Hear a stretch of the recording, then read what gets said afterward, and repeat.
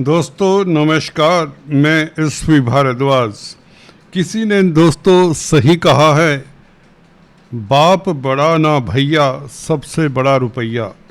कहना पड़ रहा है कली काल में तो ये बात बिल्कुल तर्क संगत सी नज़र आती है।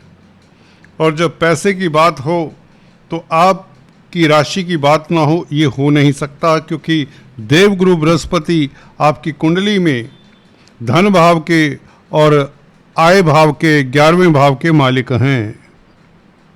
और गुरु का हाल ही में एक सप्ताह पहले परिवर्तन हुआ, गुरु उच्च के हुए हैं। ये बहुत बेहतर बात है आपके लिए, क्योंकि गुरु उच्च के होकर अपने धन भाव को देखते हैं नवम दृष्टि से, तो ये और भी उत्तम बात हो जाती है। जब कोई ग्रह अपने भाव को देखे तो उस भाव के सुखद फलों को बढ़ा देता है। यहाँ पर तो शनि के साथ भी संबंध हो जाता है, और शनि आपके लगन के मालिक हैं। दोस्तों, आपके पास इतना धन आएगा जो आप सोच भी नहीं सकते। ये गुरु की स्थिति 3 जून 2027 तक यहाँ पर रहेगी। कौन कौन से वह कारण बनेंगे जब जब आपके पास धन आएगा, और कौन से नक्षत्रों के कारण आपको किन क्षेत्रों से क्या क्या फायदे हो सकते हैं, विस्तार से चर्चा करेंगे दोस्तों। बहुत महत्वपूर्ण चर्चा है आपके लिए, और सही सटीक टू द पॉइंट राशिफल जानने के लिए अभी इस चैनल को सब्सक्राइब कर लें। आपसे यही विनती है, निवेदन है। तो गुरु दोस्तों 2 जून से जैसे ही कर्क राशि में प्रवेश किए, आपके छठे भाव में शनि के साथ नवम दृष्टि से संबंध बन चुका है, और ये संबंध अल्टीमेटली 3 जून 2027 तक रहेगा। हालांकि बीच में 31 अक्टूबर से लेकर 25 जनवरी तक गुरु आगे निकल जाएंगे सप्तम भाव में, जो और भी सुखद स्थिति मानी जाती है एक तथ्य के हिसाब से। शास्त्र ये कहते हैं गुरु राशि से द्वितीय, पंचम, सप्तम, नवम और एकादश भाव में अच्छा फल देता है। ये भी सही कहते हैं, परंतु गुरु उच्च के हैं तो दृष्टियां भी तो गुरु की अच्छा फल देंगी। जी हाँ दोस्तों, गुरु की दृष्टि में अमृत होता है, हम आपको अक्सर बताते आए हैं। अभी शनि दोस्तों रेवती नक्षत्र में है, बुध के नक्षत्र में है, और 9 अक्टूबर तक बुध के नक्षत्र में रहेंगे।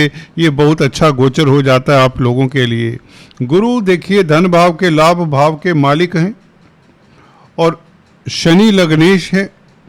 लक्ष्मी योग तो ये बन जाता है, परंतु रेवती नक्षत्र बुध का नक्षत्र है, बुध पंचमेश भी हैं आपकी कुंडली में, तो किस्मत के कारण भी धन आता है। व्यापार से, कमीशन के कामकाज से धन आता है। स्पीच से संबंधित जो कामकाज कर रहे हैं, अपनी वाक्पटुता से या इवन अपनी प्रेजेंस ऑफ माइंड से, आप अपनी तर्क की शक्ति से, जी हाँ दोस्तों, अपनी ठोस प्लानिंग से भी धन कमाने वाले होंगे।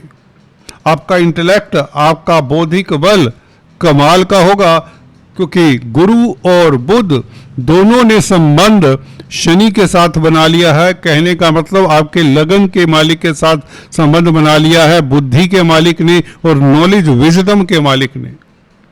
रेवती नक्षत्र बुध का है और गुरु की दृष्टि है। गुरु और बुध का संबंध आपके लग्नेश के साथ है, तो देखिए धन तो आएगा स्पेकुलेशन से, स्टॉक मार्केट से, और ये 9 अक्टूबर तक की बात बता रहा हूं अभी।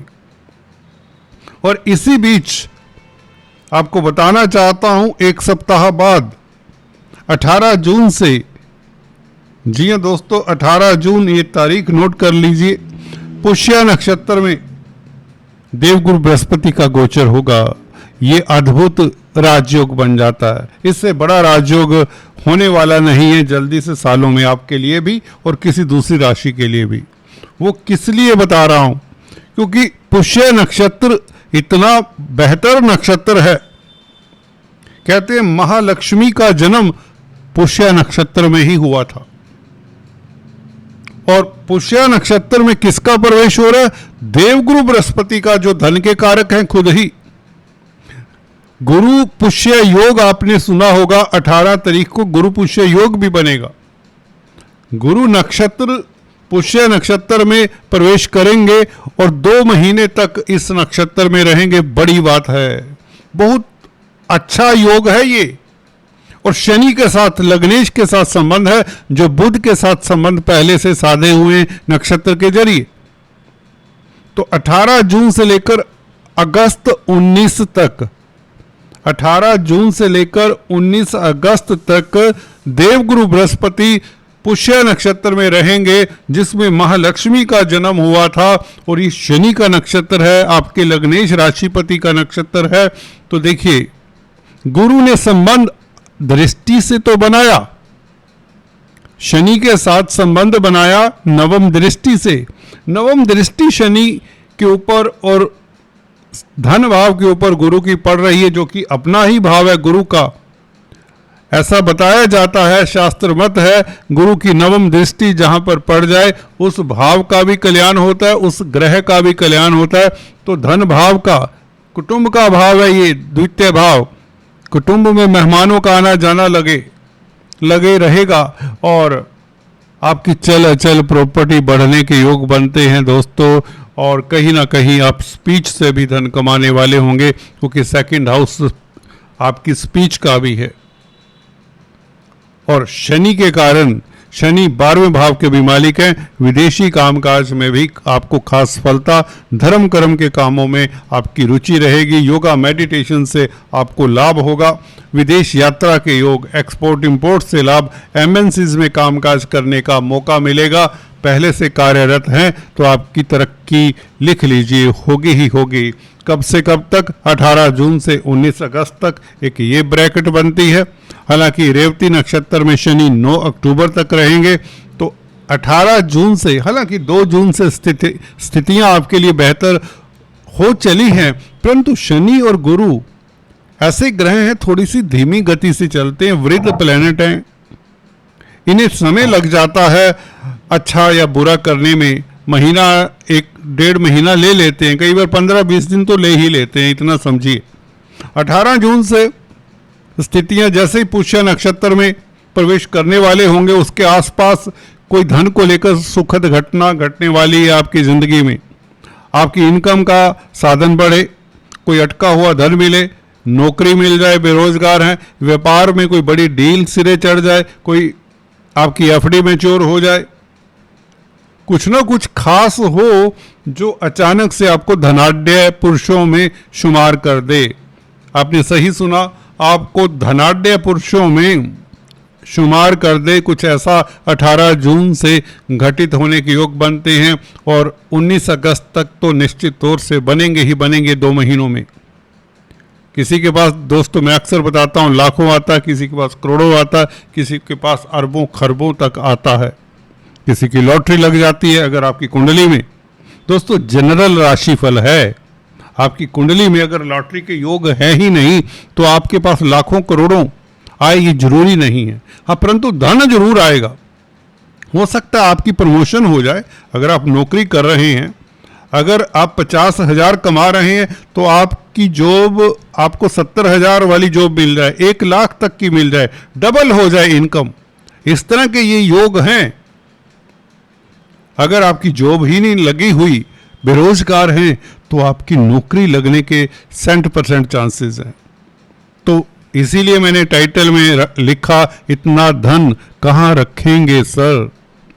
जी हाँ दोस्तों, यहाँ पर अश्लेषा नक्षत्र में भी अभी देवगुरु बृहस्पति ने प्रवेश करना है, जो कि पंचम भाव के मालिक हैं। अश्लेषा नक्षत्र बुध का नक्षत्र है और बुध पंचमेश है, अष्टम भाव के भी मालिक हैं। 19 अगस्त से लेकर 31 अक्टूबर तक दोस्तों फिर से धमाल करने वाला है देवगुरु बृहस्पति का ये गोचर।